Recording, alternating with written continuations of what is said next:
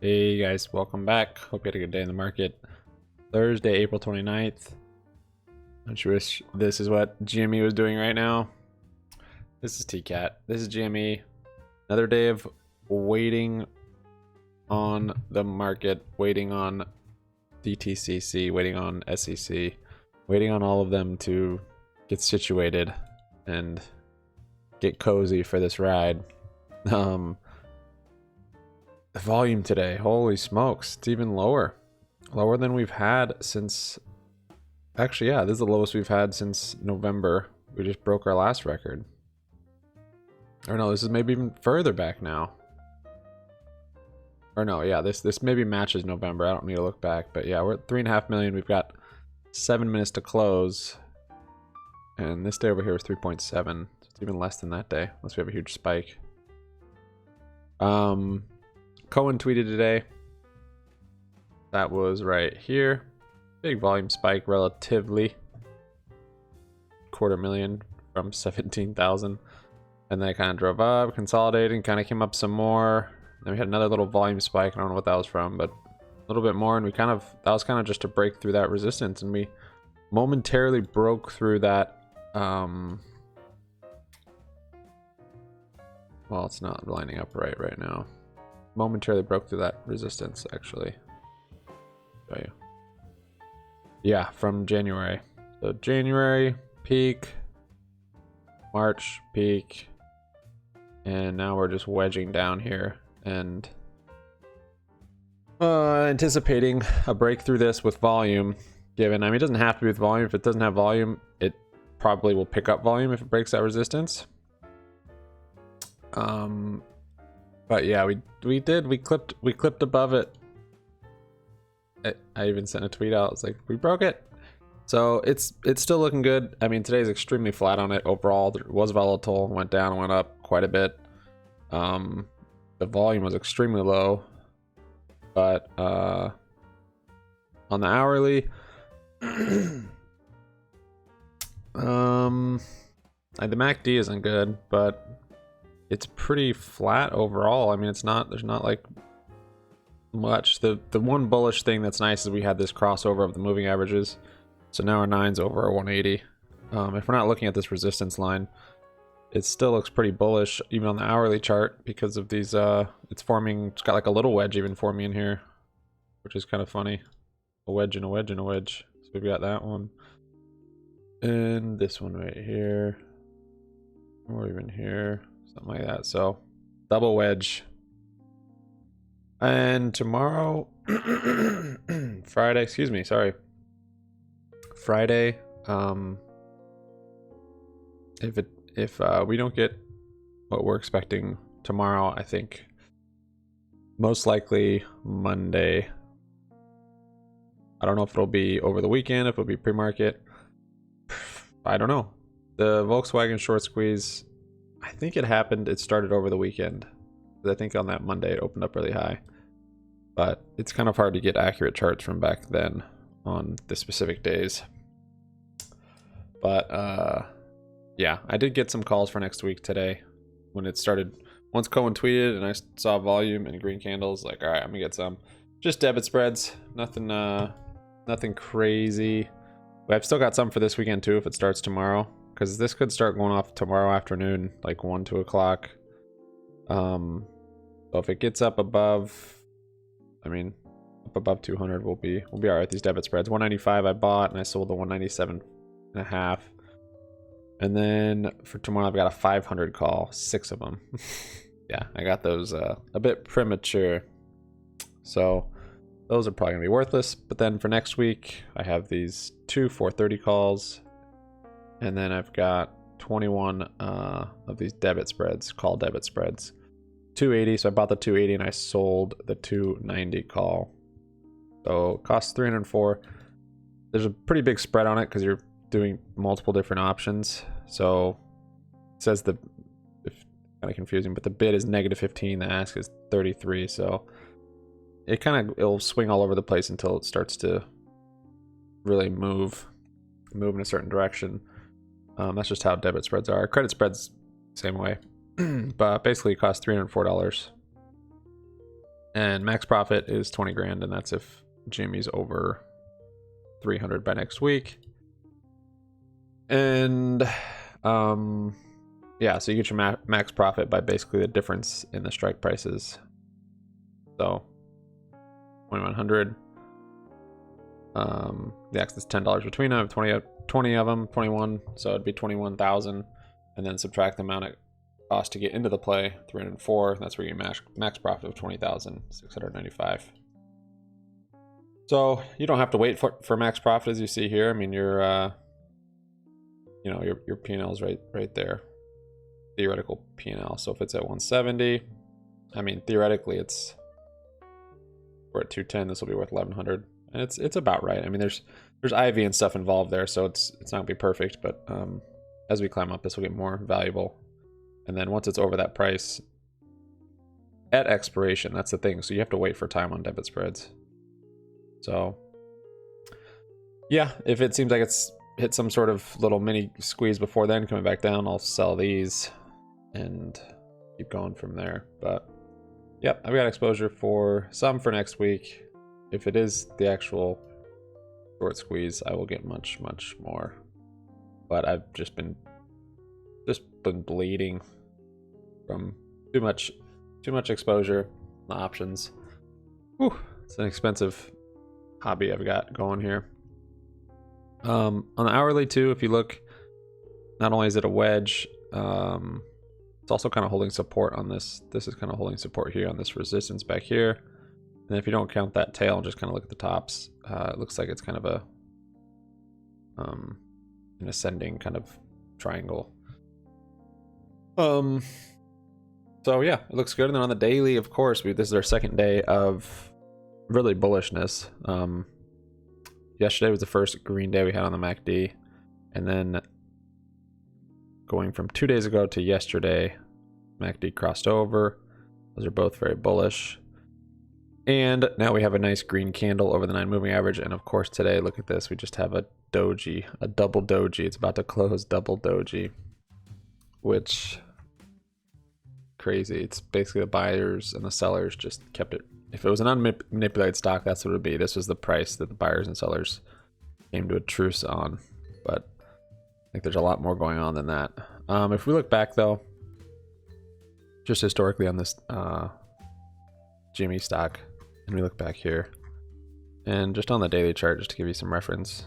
So this one actually set off before we crossed over this day. This day it went from 44 up to 91. Next day it had the crossover, the green on the MACD, and we hit that high, and then you kind of settled down and ranked on up. And then if we go further back, same deal when we had this one back here. But before we had any huge price action, it was in the 20s. This was really the first one where it crossed over, MACD crossed over, and yeah, green from there on. And then some of you guys were wondering about options and theta and delta and that sort of thing. The IV on these are very high. If you want to buy calls or puts, you could just set a rule or set a price or an amount in your head, and then don't buy them if it's more than that. And that's what I did initially when I started getting into options before I understood too much. Before I'd buy callers or puts. I saw someone say this once, and I did it, and I was like, wow, that actually helps a lot. I can't remember what it was. I think it was I would never buy calls or puts with IV over 80, or maybe it was 100. And then I would never buy them basically further out the money than 0.2 delta. So if it was for GME, that would put us right here. Here's the delta. That'd put me right here. So 0.21. I might do 0.18 because it's pretty close to 2. They're basically the same. So these would be the calls basically that I would be buying if I was just going off of criteria like that. However, the IV on these are too high, so I would most likely stay out of this play. Since then, I've learned about what these things mean, and so I can kind of deviate a little bit, but that's not a bad rule to stick by. And with IV this high now, though, I do use it's smarter. I don't always, because this can go from 141% to 600, 700. I think back in January, the IV was like 900%. So, and during a squeeze, like a proper squeeze even, I mean, that, I don't even know, 5,000%, 10,000%. It's hard to imagine how high that could go. So even if it's really high, it doesn't mean you can't go higher. But you're paying a huge premium if it doesn't, and you're gonna be losing money quick with time. So that's where the debit spread comes in, where you lock your gains, but it's a much cheaper play to get into. Market just closed. I want to mention TCAT. We did get into TCAT again. This is on our watch list, and I haven't really. I've been a little hesitant to get back in this thing. It's so volatile, but yeah, I suppose if you really liked it, you could have tried to get in here on this one and ridden it out. I jumped in here. I saw it this morning. It was pumping up. Is that this morning? No. Okay. Had this nice run up. It's got a nice little floor consolidation it built. And then this morning I saw it. Yeah, big green candles, good volume this morning, and I bumped in right here at this little consolidation. Wait, no, that's not this morning. I did it back here, yeah. I kind of top ticked it. Whoop. Jump in quick as I could, kind of came up, and then I held. I'm like, I'm not gonna, this thing, I'll wait. So I just held it, came back down, and then the fact that it kind of stayed on this floor right here, I decided to hold it. So built this floor, and then yeah, in the last like hour of trading, it just kind of ran up like crazy. So I put like $1,000 into it, something. We're up like 130 something bucks, 13%. So that's nice. Now the MACD's crossed over on it on the hourly. On the daily, it's looking good too. MACD's crossed over, nice big green candles over the 9 moving average. TCAT's got a lot of upside. It hit 74 back this time, March. So this is the NFT stock. Given, I mean, it was just a penny stock very recently, so it's sketchy, definitely just for trading. But another thing I like about it is it doesn't have much short float interest on here. This is dated though, the FinViz. What it does have, and which makes me think it has a higher short float interest, is a very high borrow fee. And at one point it was like 600%. It was like the highest in the whole stock market, and that's what got me hyped about it.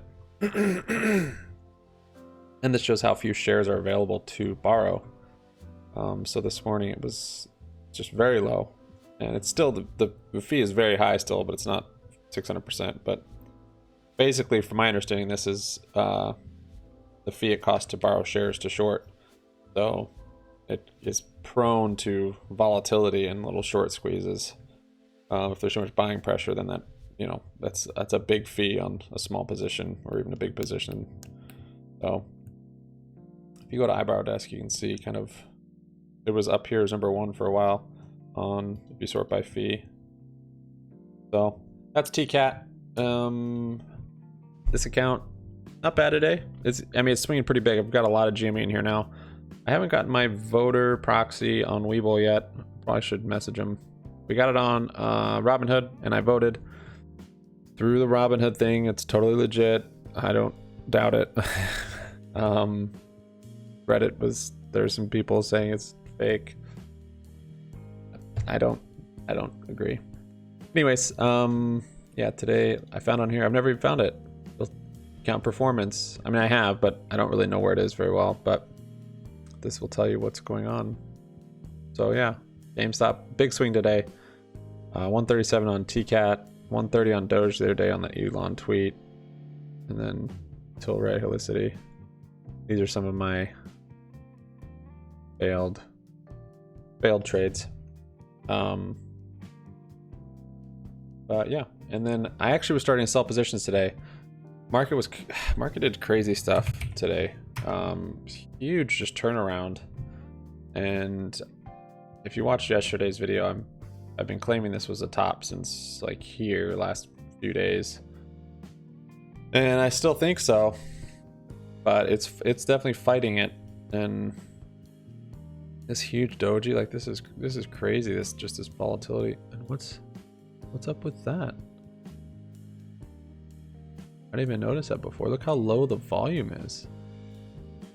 What in the world? There's some weird stuff going on in the market. Look at these last 3 days. There's no volume. 51 million, 51 million, 52. And then back here, 70s, 90s, 60s, 80s. That's really strange. Excuse me. Look at this. This is the SPY's ETF of the S&P 500, which is the largest market cap companies, basically the stock market. And look at how it's moving. Very abnormal. Jay Powell talked yesterday, and I think that's why we got this craziness. But today it got just crushed. Okay, this is it. I actually tweeted this. Look at this candle.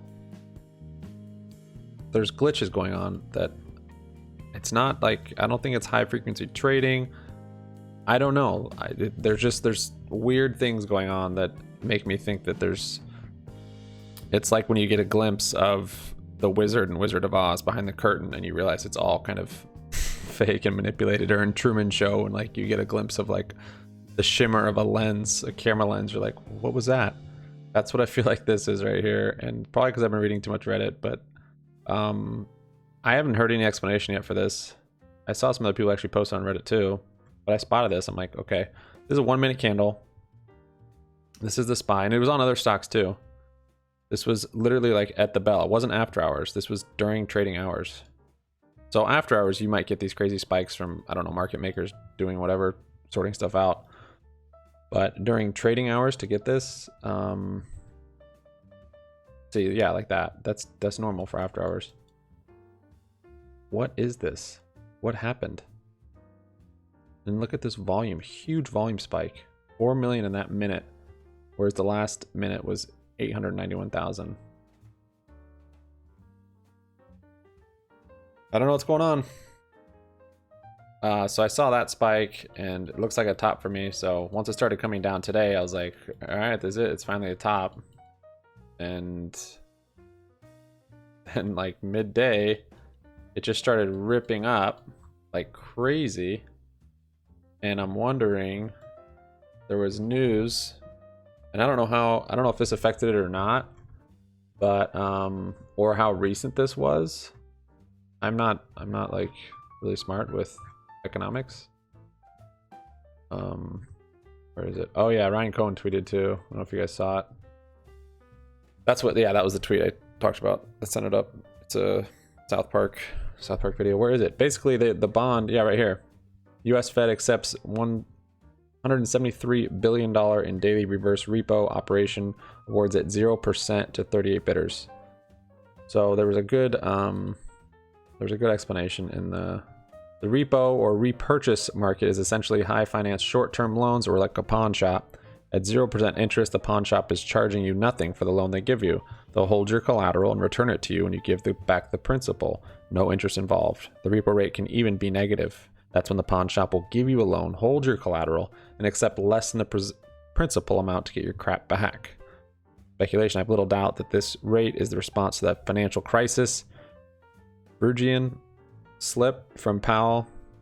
I don't know what Phrygian means. I don't know what that means. From Powell in his recent press conference. That was what I was talking about yesterday.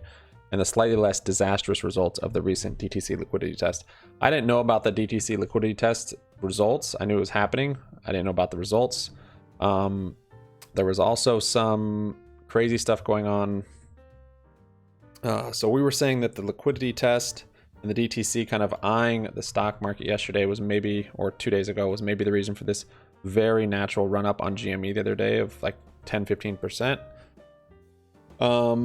Also the whole Mr. Cooper mortgage thing going on. I don't know if any of you guys heard about that, but one of our mortgages actually, they just not bought out, but mortgage companies transfer the base of the mortgage, from my understanding. And we basically moved from one to another. You know, I don't have any control of it. That's what happens. And they said, hey, we're your new mortgage lender, you know, Mr. Cooper. I was like, what the heck, Mr. Cooper? Never heard of this. And yeah, it was legitimate. It's happened to us before. And then I just started seeing all this news about, oh, Mr. Cooper's pulling out 10 to 20 mortgage payments from people's accounts on one day, just like draining people's accounts and like way overdrafting them. And then they're like reversing. It's like this big glitch, but it was like hours and hours and hours that it basically, they had, I think, 480,000 480,000 people's mortgages for like a whole, the duration was like a day. So you can imagine how much money that was. So it was all these people's mortgage payments, and it was multiple of them. Yeah, here's my tweet about it. And some people were saying, oh, was that to show on the books for the liquidity test or the stress test of the DTC? Because I think it was around the same time they just pumped in all this money, showed this nice balance, and then, I mean, they reversed it. I got the money back, but it was crazy. Literally, they totally overdrafted the account, and I was like, what is happening? I didn't even know what happened until I saw it until I saw the news article, and then I was like, oh, that's interesting. Then I checked my account, and I was like, yep, sure enough, they did it to me too. I think they took out like 3 or 4 mortgage payments and then immediately reversed them, and it went back, and it was crazy. There's that. Then there's this huge jump on the SPY candle and other stocks at that same time. I don't think these other stocks are necessarily involved with it, but this is Coors Tap. I guess they are, I don't know. I was watching an interview, and I was heard that they were like hated by Wall Street, so I don't know how they're tied in, but look at this. Same thing yesterday. This is yesterday right before close. Huge spike. And I think there were some others I didn't see, but I'm sure there were other stocks that did this. These are just the 2 I happened to notice it on. So anyways, then I saw the market kind of correcting, and then those huge spikes. I'm like, this is something weird is happening or being triggered. And yeah, that was all to say that I started selling out of stuff on this account, at least. I sold out of Roblox, sold out of eBet, some profits, some was down a little bit, but I want to just kind of clean out a little bit and not be holding stuff. And I want some, maybe more cash for GME shares once this thing starts. But yeah, on the SPY, this I don't know what's going on here. This is crazy. So yeah, sold out of those. On our long term today, yeah, I guess we're pretty flat, just like the SPY ended up being. Corsair actually started running up. Let's see. So Corsair started running up. What else happened? Oh, I actually bought shares of TAP today. I was waiting for their earnings. They came out today. It was good, just in case though it had a big correction. I was going to buy in lower, but since it was good and it didn't drop the stock, I just bought a little bit. I just wanted to scale in. I got 10 shares. They've got a nice little dividend. They are busy, I think, is the best seltzer. I've tried quite a bit of them, and that one is the best alcoholic seltzer I've had for a number of reasons. And they just had this deal with Coca-Cola, the Topo Chico, which is another seltzer. I'm big on the hard seltzers.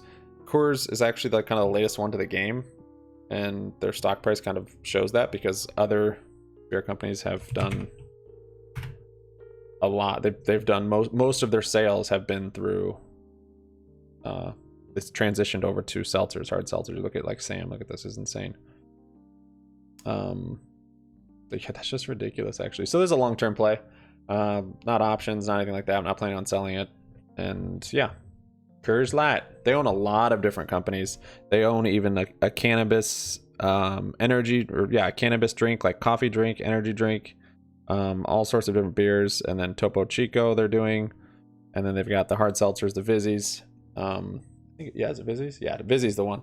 The Vizzies has vitamin C in it. It's got antioxidants. It's like a healthy alcoholic seltzer, and I like it because it actually, if I have Vizzies, if I have other seltzers, I'm like, sometimes I don't feel good, because it's just like just malt liquor basically, right? Malt liquor, yeah.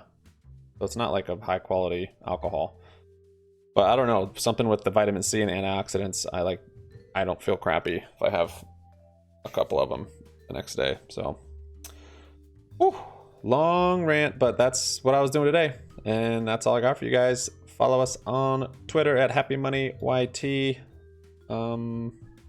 I posted on YouTube in the comments or whatever, so look for that post. I have a poll for Discord. I might do a Discord server, and if you guys would join that, then I would make one, and then I could maybe just be on there kind of talking throughout the day, just kind of have a open mic for a bit.